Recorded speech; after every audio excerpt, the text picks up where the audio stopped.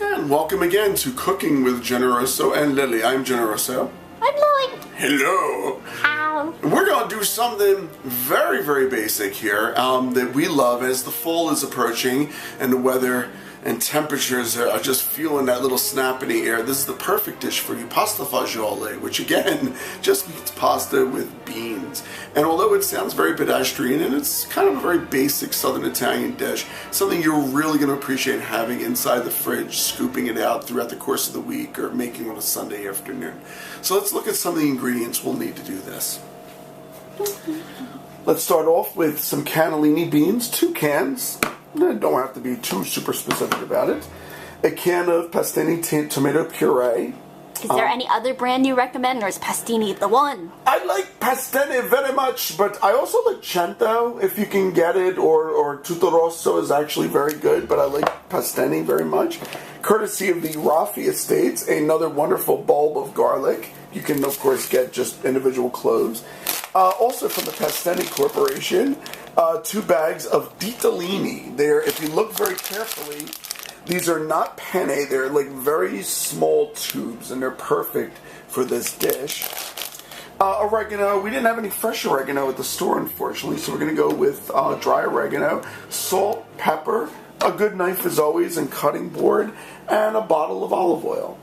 And those are the only ingredients you'll need. This is actually, by definition, a vegan dish. There's no animal products in it. At the very end, I usually like to add a little bit of Pecorino Romano cheese, but that is up to you. So if you want to keep this a purely vegan dish, you can. It's by definition. So we're going to start doing some prep work. Not a lot of prep work required for this.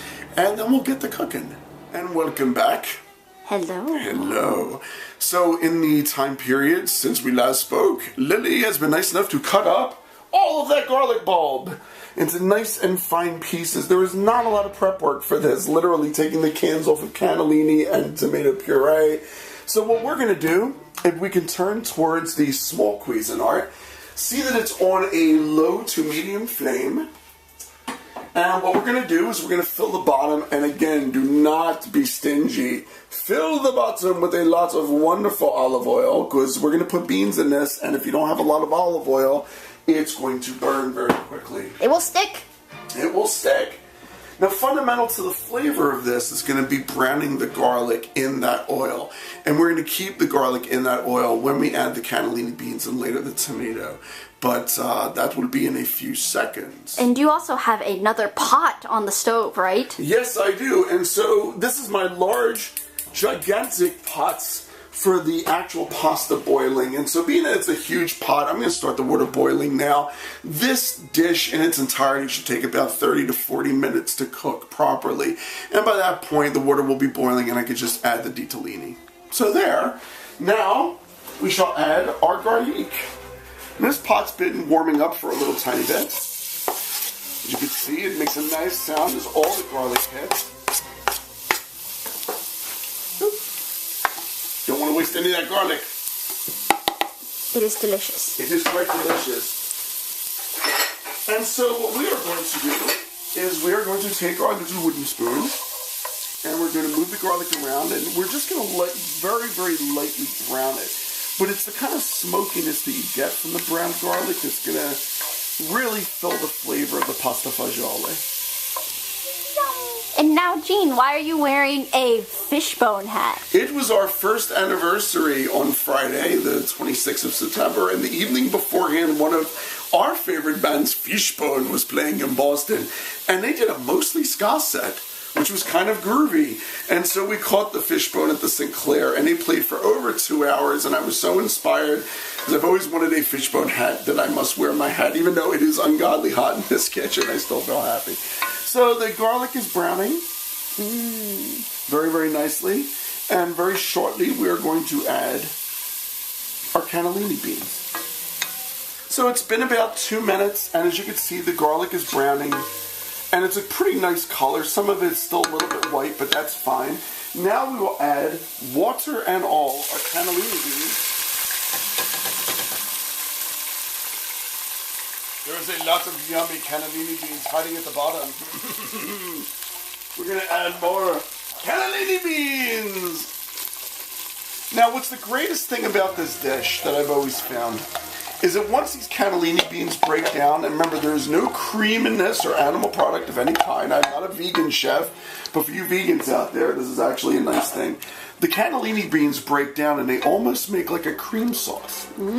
So what we're going to do for about the next 10 minutes is we're going to stir every minute or so, aggressively stir the cannellini beans while keeping it on that flame.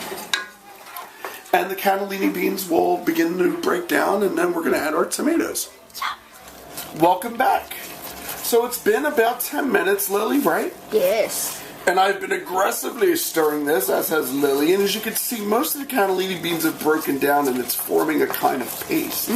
What does it smell like, honestly? It smells like a rich toasted garlic. Yeah, and that's basically what you want. You want these cannellini beans to break down and become almost like a garlic paste, right? So we're going to keep stirring, and while we stir, it is now time. You can just look at the consistency. You know, most of the beans have been broken down. Now's the time to add your tomato puree. Yum. Yum. And you want to make sure to scrape the sides of the can, right? I always do, to get out that last little bit of tomato. La la la la la la la la. Tomato. Tomato. So we're going to keep stirring.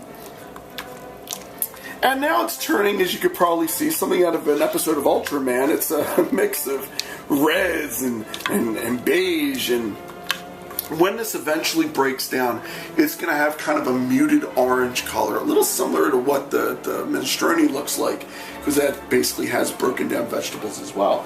So while we're stirring, let's add some ingredients special. So if you just tasted it now, it would taste like garlic, obviously, and a little bit of olive oil and tomatoes.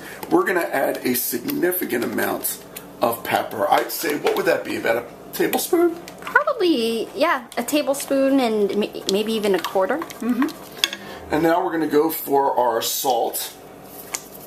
Yes. Oh, wow. I'd say a little bit less than a tablespoon. You really do want salt in this dish.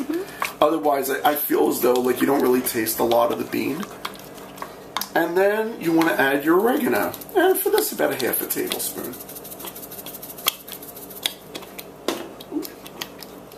Oh, our fagioli is a bubbling. It's a bubbling like crazy. So I would continue to stir this for like the next 5 minutes. As you can see, the heat is about medium, I'd say. I'm going to take it down a little tiny bit. Continue to stir. And help those cannellini beans to break down. And we'll be back in a couple minutes to show you what happens after you stir. So we've been stirring for about another 5 minutes. As you can see, the cannellini beans have broken down a little bit more, and we're stirring again. Now, like anything Italian dealing with tomato sauce, the longer you cook it, The better! It is, but you know, we don't all have 5 or 6 hours a day to make this dish, and honestly, it doesn't need to be that long. It's the same with bolognese and some of the quicker sauces. An hour is just fine. So what we're going to do now, after we've stirred it, is we're going to take the heat down to barely a flicker. And then we're going to lid it. I always keep my lid a little bit off, just a little bit to allow for a little bit of airspace, but still to cover it. And then we're going to be back in about 35 minutes to 40 minutes for the next step. Yeah. Well, hello again. It's been 45 minutes since we started the tomatoes and cannellini beans on a low simmer. As you can see, and as Lily can attest, it's kind of an orangey color. Yes. Most of the cannellini beans, I've been stirring it about every 5 or 6 minutes. Most of the cannellini beans have been broken down. And I'm going to now take it off the heat. And as you can see to the left, our ditalini has been boiling for about the last like 6 or 7 minutes. We're going to take it out, wash it in nice cold water, and then we're going to do the final step here for pasta fagioli. And we're back. So now the pasta was done. We took out all the water in our lovely colander, and we've dried it so it's nice and dry. Now we're going to bring it back to the bowl from whence it came. And we are going to add our wonderful sauce. This does not look elegant, but the method is achieved. just want to get the sauce to the pasta. Right.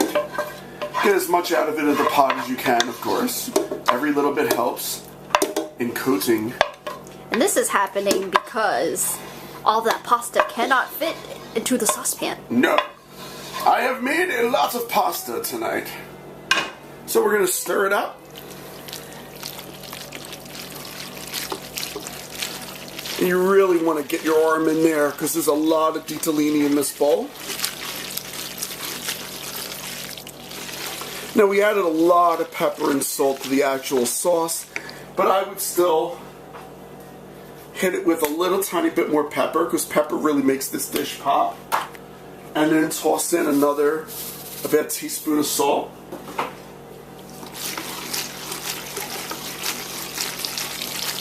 It's making my favorite squishy noise. It is so squishy.